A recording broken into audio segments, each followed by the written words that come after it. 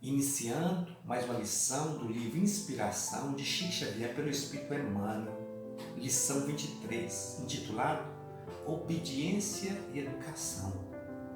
Hoje, inspirado sobre o papel do pai segundo a Bíblia. A história dos Hebreus revela que o pai deveria ser diligente em instruir a seus filhos nos caminhos e palavras do Senhor, para seu próprio desenvolvimento e bem-estar espiritual. O pai que era obediente aos mandamentos das Escrituras fazia exatamente isto.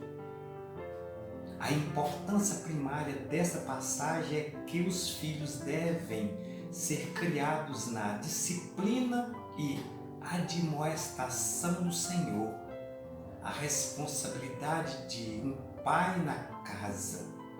Isso nos traz uma passagem no livro de Provérbios, capítulo 22, versículos 6 ao 11, mas principalmente o verso 6, que diz: educa a criança no caminho em que deve andar, e até quando envelhecer, quando crescer, não se desviará dele. Educar indica a primeira instrução que um pai e mãe deve dar a um filho, ou seja, sua primeira educação. A educação tem como objetivo revelar perante a criança como a vida é prevista para ela.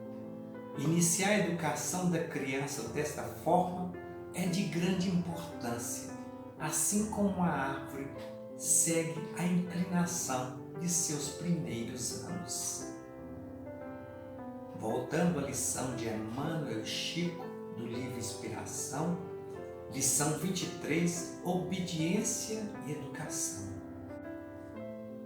Enumeremos alguns símbolos extremamente simples da natureza, mas profundamente real para nos auxiliarem o raciocínio na escola da experiência.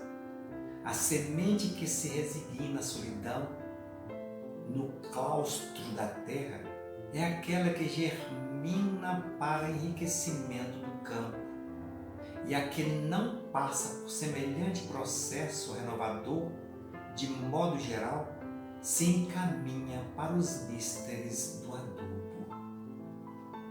A planta que resiste à tempestade, adaptando-se construtivamente ao clima em que foi situado, é a que se esmalta de utilidade e flores, frutos e ninhos na sustentação das criaturas.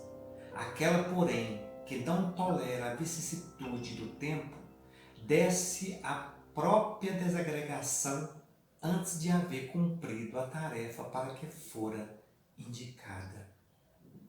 E assim ser-nos-á possível prosseguir lembrando no educandário da vida.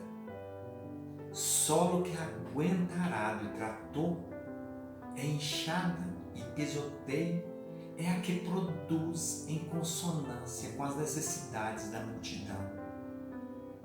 Pedra que escora o edifício é a que obedece aos projetos do construtor.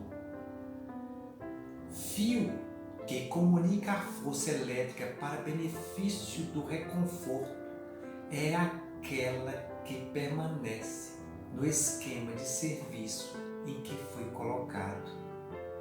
Violino que irradia a bênção da música será sempre aquela que demonstra firmeza na função a que foi chamado, sem se sobrepor aos planos do artista. Acontece o mesmo no reino do Espírito.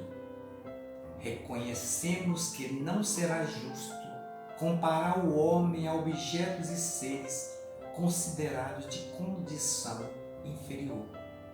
O homem é a inteligência que já chegou à razão, por isso é ele o mordomo responsável da vida.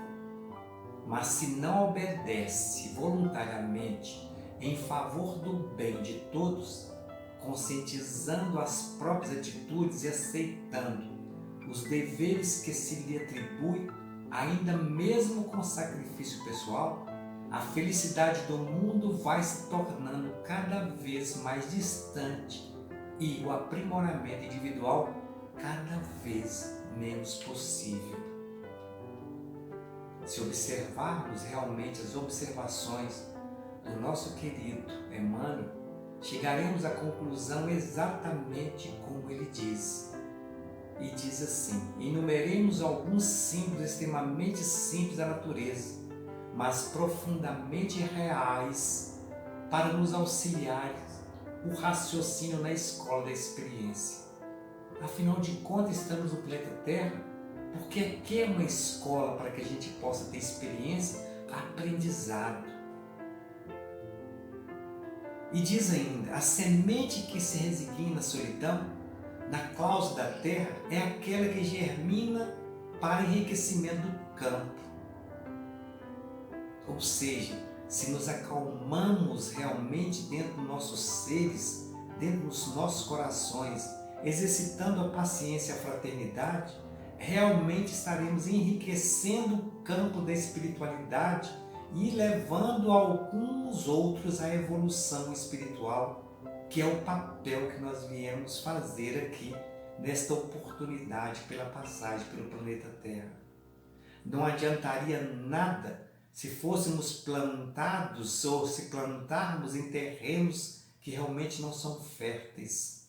Não adianta querermos resistir às tempestades, porque realmente as dificuldades naquelas pessoas ou nas coisas que são colocadas em nossos caminhos são exatamente o que nós necessitamos e precisamos para que possamos nos evoluir, para voltarmos para a pátria espiritual sendo seres melhores, em condições melhores para podermos auxiliar aqueles que porventura não atingirem os seus objetivos. E é bom sempre lembrar. E assim ser-nos-á possível prosseguir lembrando no educandário da vida. Nos chama a atenção como que nós devemos e como que nós vamos passar. Como exatamente o solo que aguenta arado e trator, enxada e pisoteio, é a que produz em consonância com as necessidades da multidão. Lógico que seremos atacados quando percebermos que estamos evoluindo, que estamos aprendendo, que estamos buscando o equilíbrio entre o cultural e o moral. Aqueles que estão ainda na caminhada um pouco atrasados não querem nos ver evoluindo, então eles vão nos atacar até quando eles realmente entenderem o que devem fazer. E nós, ou seja lá quem for que já tiver essa visão, será o espelho nas suas atitudes e gestos perante os seus semelhantes. Emmanuel ilustra muito claramente, mais uma vez, dizendo: pedra que escora o edifício é a que obedece aos projetos do construtor. Se nós realmente nos envolvermos na espiritualidade, na evolução dentro do Evangelho, significa que nós estamos seguindo os caminhos reais e exemplificados pelo Mestre Jesus. E ele ainda diz um pouquinho a mais: fio que comunica a força elétrica para benefício do reconforto é aquela que permanece no esquema de serviço em que foi colocado. Nós somos o caminho, a verdade e a vida. Só depende das nossas atitudes para que nós possamos continuar fazendo o que um violino irradia em benção da música para engrandecimento, mas sem ofuscar realmente, sem sobrepor o artista. Não adianta nós querermos achar que somos deuses, porque Deus é o único. Então, não adianta a gente estar aqui no planeta se achando que é o dono da situação, tentando ofuscar o brilho do Criador do Universo.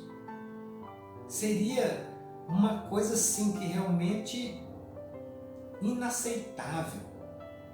Tanto que o homem, ele é considerado, ele é o ser que produz e que tem a inteligência.